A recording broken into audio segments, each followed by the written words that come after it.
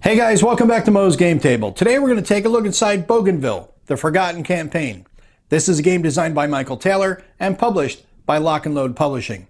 This is the first game that is specifically designed and developed by the folks at War Diary, and in conjunction with Lock and Load Publishing, they are going to be putting this out in the Lock and Load Publishing Battles on Demand series. This is a Ziploc game, so there's no box, but we will take a look at the back of the box insert that comes with the game so you know what this game's all about. The invasion of Bougainville was part of Operation Cartwheel. The objective of this Allied operation was to neutralize the major Japanese base at Rabaul. Rabaul was already within Allied heavy bomber range, but a closer airfield was needed for the shorter range bombers and fighter escorts.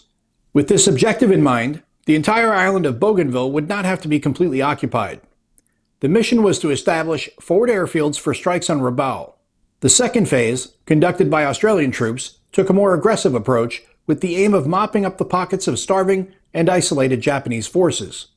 Bougainville, the Forgotten Campaign, is a two-player game.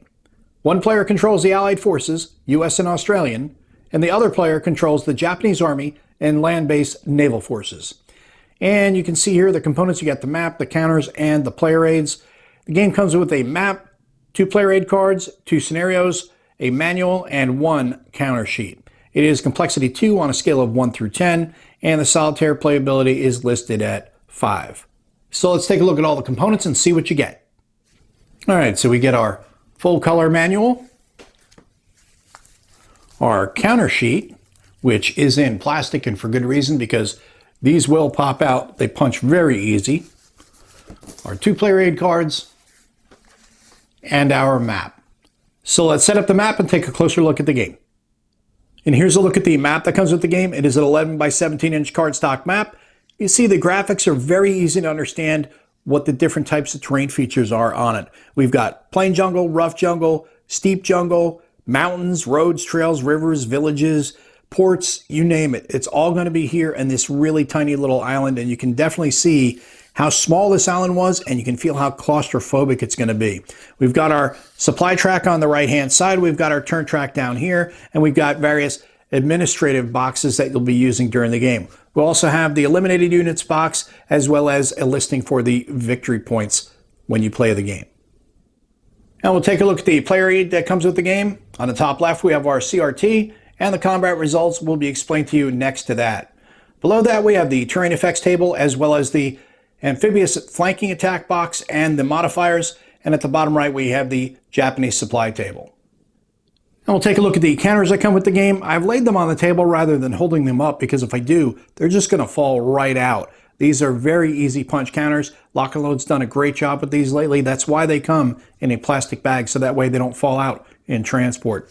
We've got our Imperial Japanese Navy and SNLF, and we've got Marines, US Army, and Australian forces, as well as various administrative counters that'll be used throughout the game.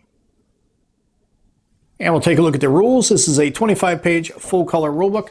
On the inside of the front cover, we have the table of contents. We've got the unit ID chart, and then a breakdown of the different units and how you can understand what the numbers are. On the left-hand side, it is the combat factor. On the right-hand side, it is the movement factor. For artillery units, instead of combat factor, you have bombardment factor, and then the rest are the administrative counters for the game. Get your introduction, community, and support for Lock and Load, so that way if you have any questions on Lock and Load games, you know where to go for support. Basic concepts of the game. Sequence of play starts on page 6. We have the Allied player turn and then the Japanese player turn. Stacking, zones of control explained to you. Movement and the different types of movement that you have in the game and how those are handled, as well as how you move across terrain and the different penalties that you may deal with as you move across those types of terrain. Ground combat starts here on page 10. We have the CRT explanation on the next page. The combat procedure, terrain effects on combat, combat resolution, movement after combat. Then we get to fatigue and step losses. Fatigue effects, step loss, armor, support, air support, direct support, artillery support, and then we get to supply for both the Allies as well as the Japanese. Then we get into fortifications for both the US and the Japanese. Amphibious landings are handled here, amphibious flanking, establishing beachheads, fortifications, line of communications and fatigue, roads, sudden victory. Then we have special rules on the right-hand side for hidden and dummy units, artillery bombardment, and what is a Pacific game if you don't have bonsai attacks. On the next page, we have the victory conditions, the sudden victory, the victory points, Japanese counterattack, and the Japanese bonus victory points here, and then optional rules for repositioning fortifications. And then you have the victory points table on the bottom of the page there, and we carry it over to Japanese sickness and disease, unrestricted U.S. force movement, and unrestricted amphibious assaults. And then we get to the scenarios at the back of the book. We have 2 scenarios. The first one is Cherry Blossom. You've got your Allied and Japanese player setup. And then the second is Enter the Australians.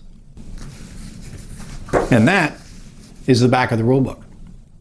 And that is a look at everything you get inside of Bougainville, the Forgotten Campaign. This is a game designed by Michael Taylor and published by Lock and Load Publishing. You got a small map, you got low counter density, and rules are going to be real straightforward to grok. This is going to be a pretty simple game to get on the table and enjoy. Something you can play solitaire, although the hidden movement is something you're going to need to work around. It's not difficult to do.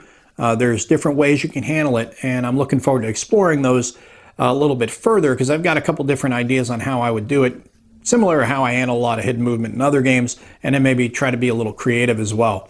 But the other thing about these types of games, or these are the ones you can use if you've got somebody who's interested in hex and counter war games but has never played one.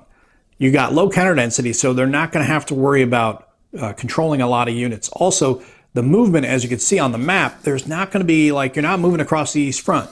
This is only a few hexes across that you're going to need to move, and they'll get the basics of movement down. They'll get right into the fighting. They'll be more engaged that way, as will you. It'll be easier for you to teach because an engaged player is going to be an interested player, and hopefully you can then build a normal war game partner that you can play with on a regular basis. But looking forward to getting this one on the table, and as I said before, I'm excited to see War Diary folks designing and developing their own games. Hopefully we'll be seeing more from them in the future. Well, I hope that helps you guys out if you've been curious about this one. You have any comments or questions, post them down below. Thanks for tuning in, guys. See you next time.